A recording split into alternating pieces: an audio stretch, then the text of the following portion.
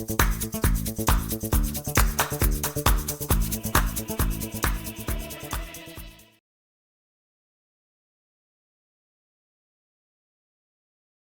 everyone. This is Tom Grisak on Monday, August 2nd, 2021. I'm going to talk about our activity in the last 3 weeks, which has just been almost beyond belief. We've never had a 3 week period like this, and I'll go into that in a little bit. But first, I want to talk about some of the chatter that I'm hearing and I'm reading about, and people are asking, and it has to do with whether this market is actually starting to slow down. So I'm going to give you some things to think about. I can't make any predictions. I'm just going to lay some things out there that I've seen. These are all subtle signs, and any one of them alone would not be any type of indicator. But when I start seeing 4 or 5 of these at one time, it makes me start to think, okay, what's happening here? The first is fewer multiple offer situations, especially in the higher price points. It's pretty rare to get more than 2 or 3 offers on $1 million plus home anyway. But we did have some of those earlier this year, and those are kind of gone by the wayside. Now it's kind of back to basics. You're looking for that buyer for that particular home, and we're not seeing a lot of multi-offer situations.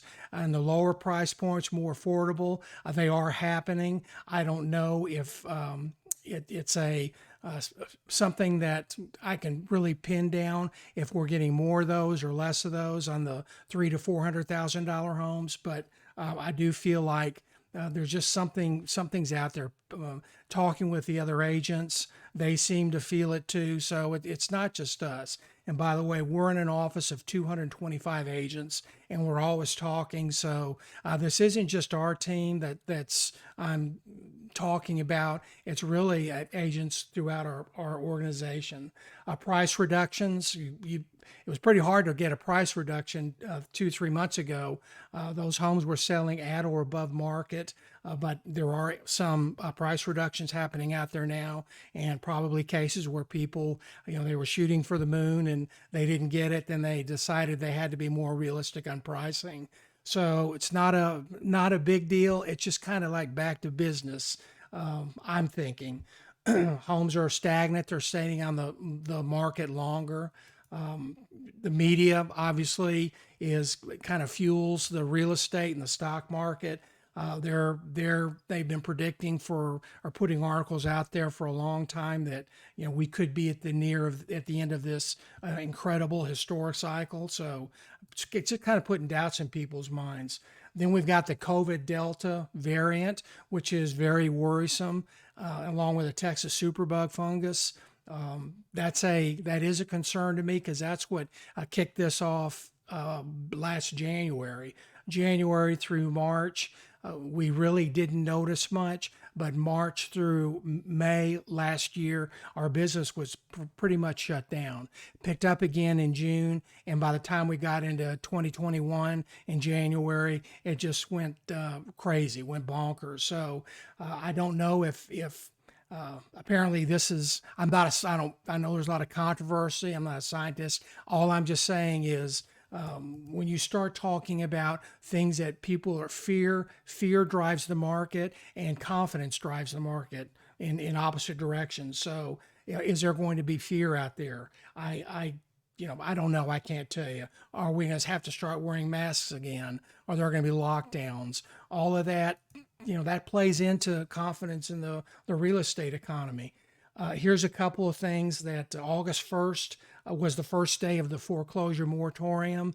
The Fed said if they have a backed home that they're backed like an FHA, the lender could not foreclose on that property. That's over. So I'll talk about more about that in just a second.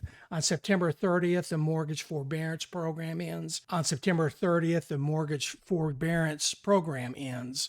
And again, if the home is federally backed, it allows some borrowers to pause their payments, but that's over. So how are these two things going to relate to the market? Honestly, I don't think it's going to have a big impact on our at least especially the area that we specialize in, because the FHA has a lending limit of, I think, like 356,000, something like that, and you just can't find. If you could find a home for, it's hard to find a home for under 500,000. Really, where the markets that we work, especially if it's on land. So I don't think that's going to really impact our area, but it might impact other areas that are heavy on FHA loans. Another thing that I feel confident about is the market is still so good. Those homes aren't going to be foreclosed on. This isn't going to be like 2008, 2009. Those people are going to put their homes back there on the back on the market, and they'll probably sell them, and they may even make money. Totally different circumstances from back then. So I don't think that's going to have a major impact on us, but we'll have to see on that too.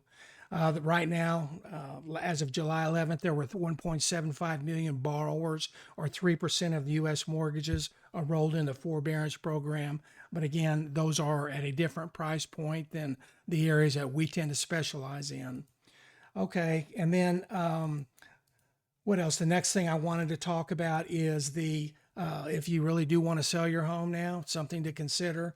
We are still in a wave, and it takes a while, unless something catastrophic happens. It takes a while for the market to slow down. It's not like 2009 where the stock market crashed and everything fell behind it. If the market is slowing down, it's going to be a slower process, and it's going to take months to occur, not quickly. So right now we still have high prices to use as comparables. Even if the market does start slowing down later fall, those prices could come down, and appraisers, lenders, agents, buyers, sellers, they all use those sale comparables to price and lend on the home. So that may be a factor for later in the year, and certainly into next year. So I guess it's all, are you willing to bet there's not going to be another pandemic? I can't tell you. That would be the only thing that I think could really impact this market severely and relatively quickly. Everything else, I think it's going to be gradual, but I watched that wave come over the last time it was around, and it took a while to get here, but once it got here, it really did impact our real estate business. Okay, this is actually doesn't have anything to do with taxes, but I thought this was pretty interesting. A real estate love letter is a term given to buyers who write letters to the sellers, trying to force their offer to the top of the heap. They don't know if they're going to win out on the price that they've offered, so they're hoping they can kind of tug at the seller's heartstrings and tell them a little bit about themselves, and maybe convince the sellers to accept their offer, even if it's not the highest. We've seen these things for years now, especially in multiple offer situations. The state of Oregon has a different stance on that. What they're saying is the listing agent can no longer give those love letters to the sellers, and the reason is there might be something in that letter that subtly tells the seller who the buyer is, maybe what they're, maybe single, maybe a family, maybe a gay relationship. It could be anything that would steer that seller away from either accepting or rejecting an offer. So those days are over in Oregon for love letters. So I don't know how that's going to be enforced, but it is against the law now for the listing agent to give those letters to their sellers. The last thing I wanted to talk about is our activity, and I'm going to go through this pretty quickly because it really is, your eyes will start glossing, they may already have started glossing over, but we have a record number of sales this last 3 weeks to a month, and these aren't typical sales. These are $2.5 million sales and up. At one time, we had 4 $2.5 million homes entitled at the same time. Now I want to talk about the sales we've had in the last 3 weeks. This has just been almost beyond belief what we've done. and we've had agents that have worked extremely hard to get these closed. We have sellers and buyers who have been great to work with.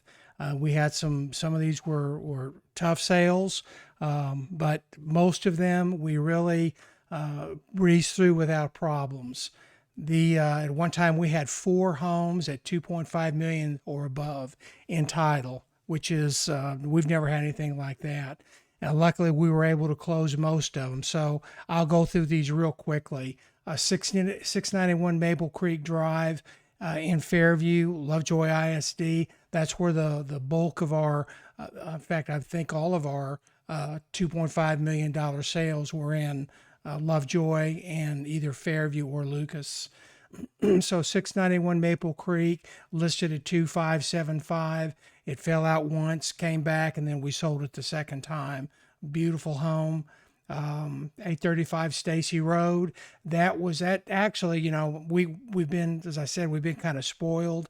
We thought that home would go under contract quickly. It took us longer than I thought.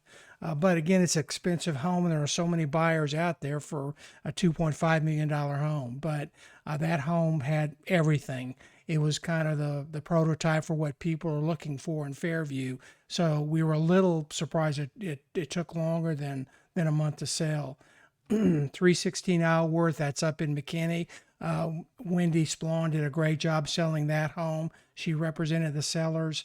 202 Green Trail, had that listed at $1,075,000 and sold for over that. In fact, I think all of our homes pretty much sold for over list price. Again, Lucas, Lovejoy ISD, 1551 East Winningcoff, really cool home. And we had multiple offers on that home. It sold for quite a bit over $749,000, but we knew it would, on 2 acres and a really cool home. When the more affordably priced home at 5540 Crestwood, those don't take any time to sell, and they usually sell with multiple offers. This was an interesting home. It wasn't even listed on the MLS. Heather Polar represented the buyers, and Alice Robinson helped her ferret out the seller. They didn't even have the home on the market. We went to them, and they said, yeah, they would sell it. We struck a deal, and it went under contract quickly and closed. I didn't have that home listed, obviously. No one else did, but if I had, I would have probably priced it about 1.6, somewhere in that range. Again, a more affordably priced homes, quick sales, no problems. Under contract since the last report, 235 Winding Creek, neat home. If you have a chance, go to our website and look at that home. Very, almost have kind of a California vibe to it. Gorgeous backyard, backs up trees, really pretty home. 5501 Elisa Lane. That home was, we had that home in our contract quickly too. 535. Whenever you have a smaller home and with a building, even a metal building on it, on an acre or two, it's going to be very popular. 1809 DeSoto Drive at McKinney with McKinney ISD, and that's was listed at 365. That was a really neat home. I got to see that one too. Barrett Lake Estates. We have 13 lots in there. 7 are under title, and we thought we were doing great again until Tony Prooch told us he's got only I think he's had his out there for less time than we have, and he's almost sold out of those lots too. So I wouldn't be surprised if we sell this really cool development out before the roads are in and finished. Lot 11, Circle in the Woods, that's next to that Castle home, which we sold earlier this year. You can see it's a beautiful, heavily wooded lot. That home is going to be awesome. It's got a steep terrain on it, so it's going to take some dirt work, but that'll be a cool home. I can't wait to see it. 3621 Piedmont, quick sale. 6806 Cheswick. I have not seen the inside of this home except for that picture there, but our buyer was really liked that home. It came from a neat home, so I'm sure it's nice. 396 Pecan Court. I don't know that Nevada area at all, but when I see 410,000 for a home on a acre or two with a storage building, I think, okay, that's a good price. 618 Rock Crossing Lane. That's a nice home with a pool for 415, so that's a pretty good deal. Let's see, new listings. If you have a chance, go to our site, 1722 Big Bend. This is a really pretty home, and it backs up to a really nice green belt with a large, long walking trail. And it was actually, it's no longer coming soon. It is on the MLS now, so you can see it in the pictures. That's a infinity pool with a really nice outdoor living area too. So you ought to take a look at that. We feel like we're pretty close on this home, 475 Blondie June Road. Blondie June is my favorite street in Lucas. Love the street, and I've actually loved this home too. It's got it's gated. It is actually backs up to a deep creek with heavily wooded, privacy in the backyard, and just very, very nicely finished out. 1371 Red Oak Trail. This one actually went under contract and then fell out. The buyer got cold feet. It wasn't financing. That happens sometimes, unfortunately, but it's very, very nicely finished out. But what I really love about it the most is that backyard living area. It's really cool. Go to our site and take a look at it. You can see acres away from the home with no obstruction from homes, and that's very unusual out here. Even in Fairview, where everything's on 1 to 2 acres, it's hard to find something that you have privacy in the backyard, especially if you're up against a creek, because you have a row of backyards on to the left and the right of you. And if you're not up against a creek, you're probably backed up to another home. This home doesn't have any of that. So if you really enjoy outdoor living and that ambiance of not having people looking on you when you're outside, that's a great home. Let's see, 1505 East Winnecaw. This is a new listing, and it actually went under contract the first day we had it out there for open houses. $1,299,000. It kind of represents what people want.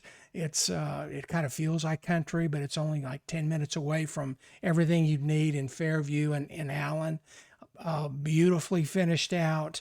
Has a nice 7.4 acres with a pond and woods all around it. Backs up to the Army Corps of Engineer property too. So beautiful, beautiful property. And we knew that wouldn't last long. And then this last one, 390 Forest Oaks Drive. This is a really pretty home, and it's on a gorgeous, heavily wooded lot. A little surprised we haven't sold this one yet. Sometimes you just don't know what the reason is, but very well cared for home. It's an older home, but very nicely taken care of. And again, that's an irreplaceable lot. So that's our activity, and we'll be getting back with you again in another probably 10 days or so. And I think we've got some more new listings, and maybe some of these properties will close by then too. So I will update you on those. So thank you all, and have a great week. Bye.